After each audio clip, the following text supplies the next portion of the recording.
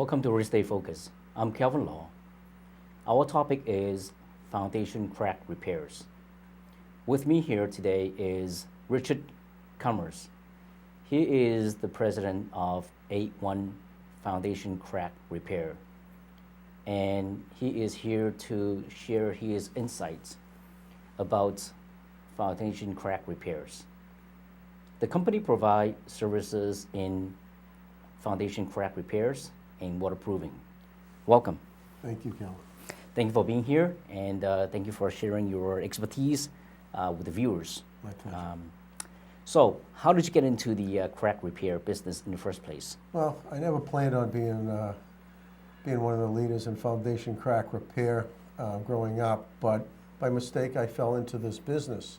I had been buying houses, fixing them, selling them, back before flipping was even a word, and bought a house that had a fire, knocked it down, built a house on top of it, and the people that wanted to buy the houses, they wanted to have the basement finished. So I knew from past experience what did not work, and I called in engineers, chemists, and we came up with a few different materials that would take care of the problem of water coming in through a foundation crack on a permanent basis. And that's how we developed this whole business, but actually by mistake. And then another builder had asked me that I know, geez, I have some cracks in my foundation, some of the houses I built, could you fix those? So I said, sure. And then I decided The rest is history. I'll start marketing it, and it happened. Fantastic. So it sounds like you got into the right business. For me, it's been a very good business.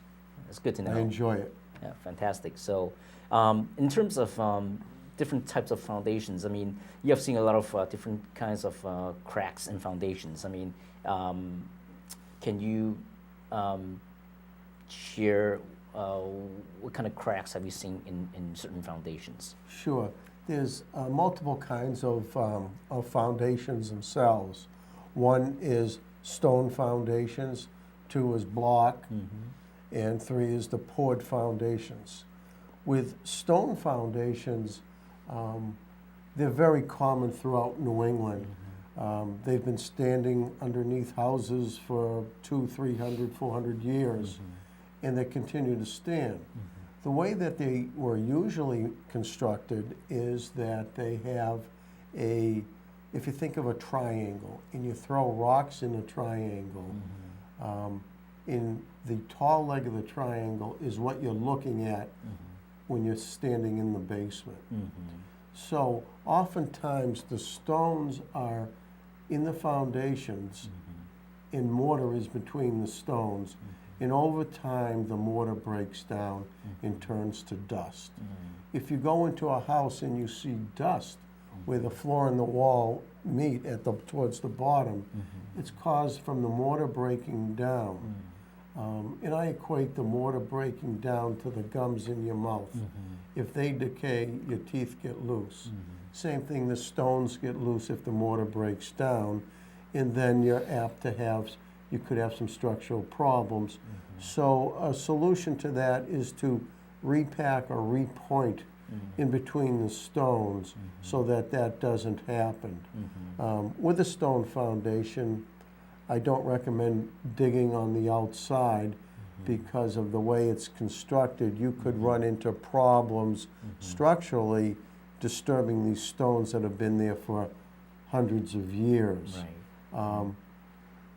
But you do get water penetration sometimes through stone foundations, and a method to repair those, if you can isolate where it comes in, is to clean out the mortar that's decayed in between the stones, soak a oakum, which is like rope, in a closed cell polymer resin material that's a liquid, work it in between the stones, and then put a specialty mortar over that.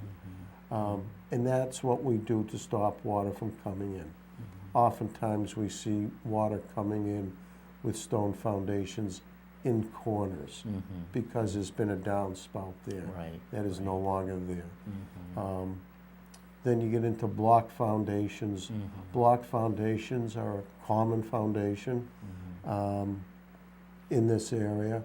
And we see what's called step cracks. It's called step cracks because it looks like a step going down, over, down, over. And we can repair those also. And then you get into concrete foundations. Concrete foundations are the most common in the area. And I say there's three things in life you're sure on. Death, taxes, and if you have concrete, it's going to crack. And poured foundations do crack, and they can be repaired also by a number of methods.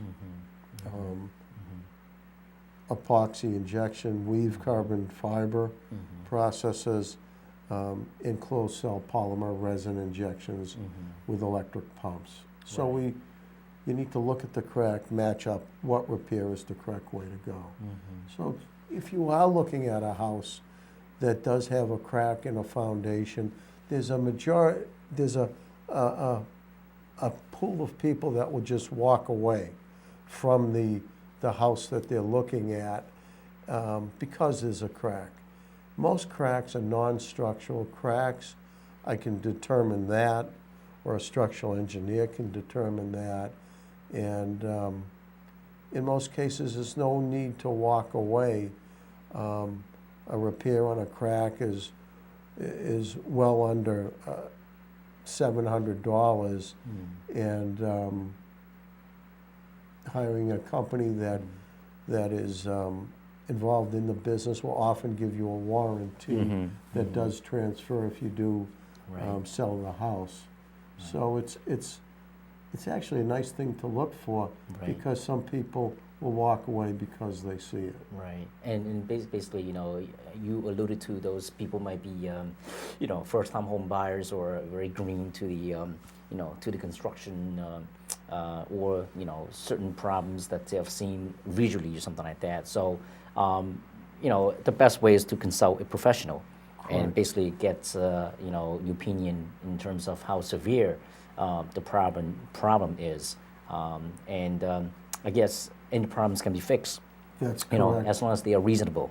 That's right. We often see leaks occurring around water pipes, around sewer pipes, at the bulkhead seam where the precast bulkhead structure where the steps are is made someplace else and then attached to the foundation at that seam. It can leak. These are all repairable. We see leaks where the floor and the wall meet, called a cold joint. Very repairable. So because a house may take on a little bit of water, there's no need to automatically cross it off your list. A prudent thing would be to see what is it going to cost to fix and have a warranty with. Yeah, because no house is a perfect house, right? I mean, that's correct. Yeah, and especially where the house is sitting below the ground. I mean, anything can happen. Basically, condensation, water seepage, or cracks, or due to moisture and stuff like that. So, that's normal wind here, if you will. We also see a lot of sellers calling us because they want to try to get their house in as good a shape as possible. And part of the way they want to do it is to repair these things that they've known has been happening for years and years, and now they're ready to fix it because they're ready to sell the house and to be able to have a warranty that does transfer. And in terms of the cracks, I mean, if the owner sees a crack, most cracks that I've seen in most basements are vertical cracks. And as far as I know, as long as they're not vertical cracks, I mean, vertical cracks is more severe than vertical cracks. So if vertical cracks, I mean, is it severe or tend to be less severe Well, versus like yeah. horizontal If cracks? you have a horizontal crack, usually it's a structural issue. Something's pushed and it causes a crack. And they can be repaired too, even if the masonry block foundation or concrete has what we call a belly on it. It's some of it's been pushed in. It can be repaired. It can be arrested to stop it from moving anymore with weave carbon fiber straps that are 10 times stronger than steel, and they're as thin as a nickel. Interesting. So that's some things. Also, if you happen to see cracks off of corners coming at great angles, that also tells you that there's a structural something going on, and it also can be repaired. Right.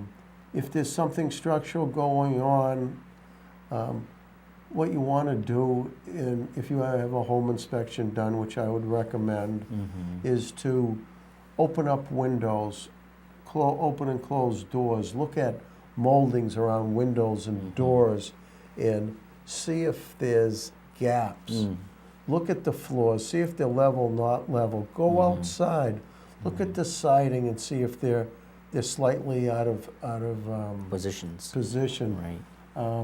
And these things you can start to see what's happening, and most of these things can be taken care of for a Right. reasonable amount. Right. The next questions that comes with the picture. What do structural cracks look like? I mean, other than the cracks that I just described. I mean, as you can see, I mean, Yeah, these are cracks that come off of the corners, or at great angles. It tells me that there's been some pressure, or something. Could it be easier? Somebody bumped it with heavy equipment when they were backfilling. Also, you want to look and see if there's any deflection. And what I mean by deflection is if one side of the crack, the concrete is further ahead than the other side by over a quarter of an inch or so. That's a telltale sign. Also, you want to see if that foundation has sunk. And the way you can see that is you look at the very top of the foundation where the wood, the sill plate is, and see if it's dropped. Right. And again, go upstairs and look. And your home inspector will help you with that. Right. Oftentimes they refer somebody like myself or a structural engineer to you. Okay, great. And in terms of are these non-structural cracks or are these structural cracks? I would consider that a structural crack. Okay. And we can stop the water and also stop it from moving anymore. And that's not without tearing down that foundation and rebuilding it. That would be done with weave carbon fiber straps that are 10 times stronger than steel. Okay, so it could be done, but with reasonable costs, right? Correct. Okay, yeah. Correct. Okay. How long would it take for something like this? To repair, Yes. we do that in less than a day. Less than a day. Less than a day. Wow, no kidding. Yeah, it's pretty reasonable. Yeah, and the next picture is it's about the small pinhole leaks in the foundation wall. And now, how do you repair small pinhole leaks in the foundation walls? Yeah, these some people refer to them as pinhole, tie rod holes, snap ties. First of all, what they are is during the construction phase, think of two pieces of wood. These two pieces of wood are called forms. And they want to pour concrete in it, so they need something to hold the wood together so it just doesn't topple over. Right. So they put these metal rods through the forms, the pieces of wood, and then pour the concrete. Now they have to, once it cures, to pull the forms off. So they snap the ties, the metal ties, they pull the forms off, and what they're supposed to do by code on the outside is to fill in the little tiny dimple, which is smaller than your pinky. Now they're metal. Right. I don't believe by code they need to fill in the inside, but it's a recommendation that I would always do because those metal rusts when it's exposed to moisture. Right, right, And when it rusts, it gets smaller. right, When it gets smaller, it's a nice little avenue for water to get into. right. That's right. And you'll see these in the foundation symmetrically every so many feet Right, going around the whole foundation. right. When they do leak, what we do is we drill right next to it, not all the way through, but part way, Right. and we put a little port in, tighten them up, and then we bring an electric pump in. I see. We connect the pump to the port, and we inject a closed cell polymer resin under pressure, so it will encapsulate that tie rod, and also the material will go outside, expand, and it will form a gasket, so that you won't have that problem. Now, with tie rods, a good preventative maintenance thing to do, so you don't get this from happening, is to take a silicone or something like that and just dab it on the end of that tie rod so the moisture in the basement doesn't cause it to get smaller. Okay, great.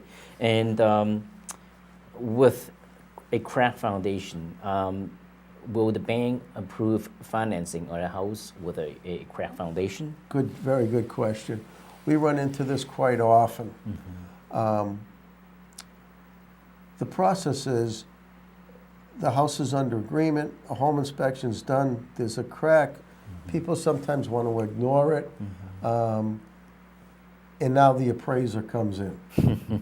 The appraiser is a subcontractor for the bank usually, and he looks for value. And he notes imperfections in the property structurally.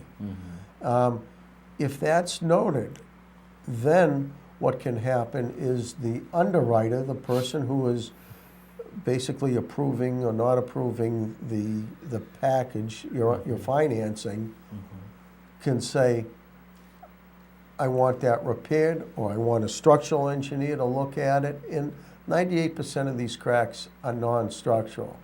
It's going to cost more money to have a structural engineer come out than it is to have somebody in the foundation repair business to repair it properly with a warranty.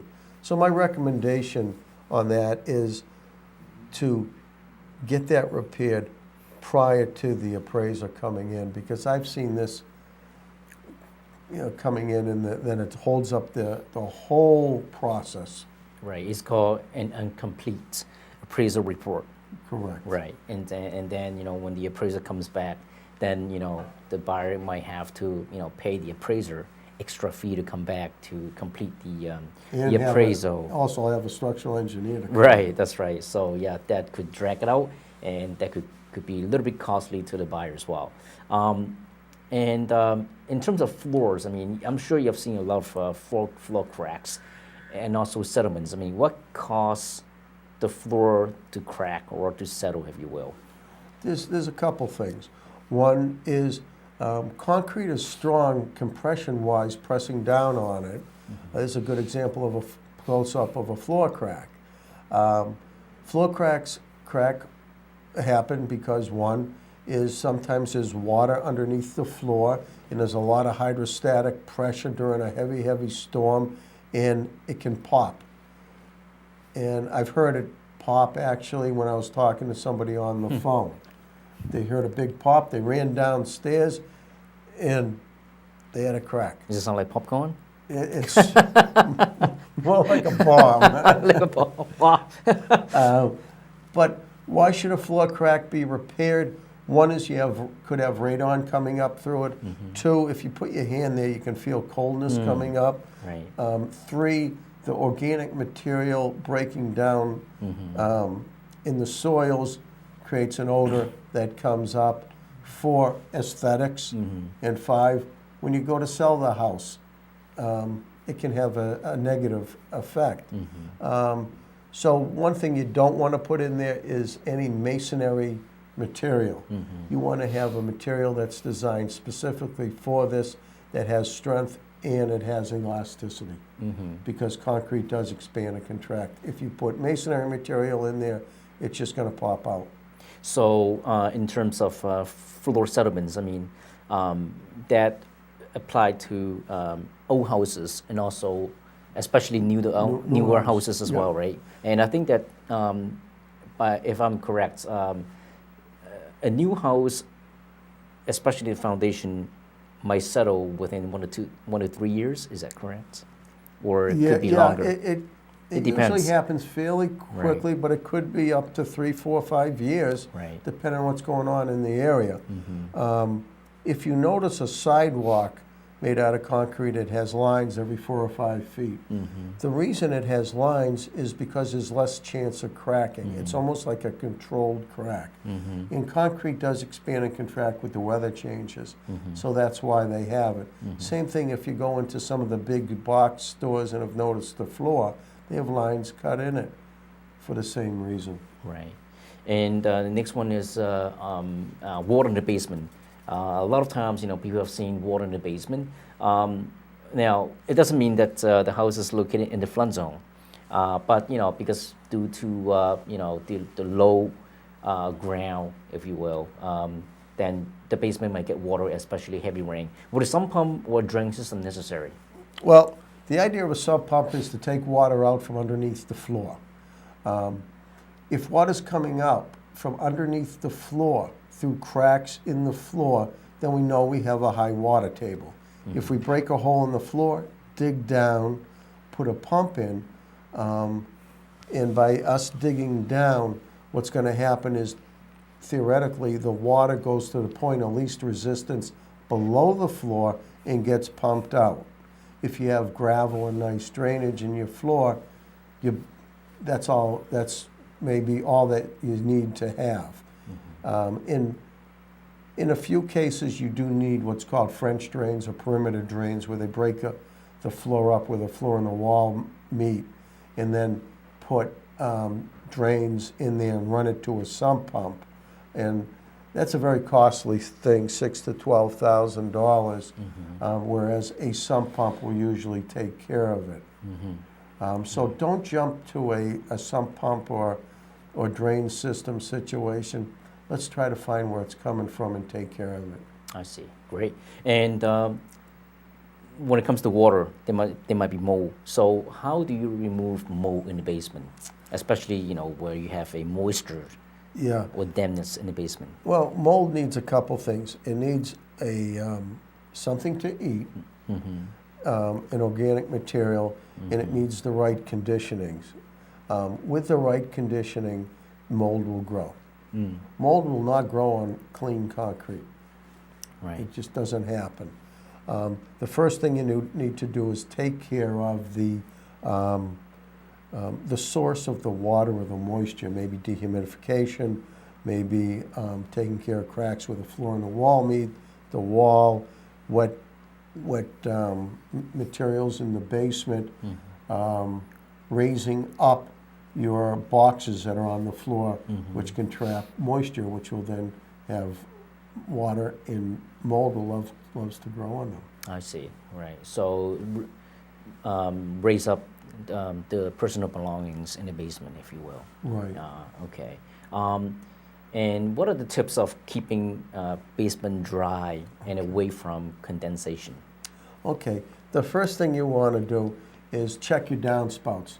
Make sure they are pitched so the water comes down the downspouts and runs away from the house. That's number one. Number two is you want to go outside and look and see if you have any cracks above the foundation. I mean, where the foundation is above grade, because usually that's where the water is going to come in. Right. Even if you have a finished basement, you can see it that way. Also, you really want to try to get the soil naturally pitched away from the house. And those are some of the easiest things to take care of. Right. In reference to that. Right, and especially where there are a lot of bushes, close to the basement wall. I mean, they need to be trimmed away from the basement wall so that water will not zip into the wall and create some sort of dampness or moisture. That's for sure. And, basements are damp. Dehumidification's another thing to do. If it's a hot, humid day, a mistake that people do is they say they want ventilation, so they open up the window, and what comes in? Moist, damp air. Right. Keep your windows closed. Yeah, that's right. That makes sense. Well, I want to thank you for sharing. Oh, thank you for having me. And the information is very helpful, especially when it comes to structure in basement. So yeah, I want to thank you.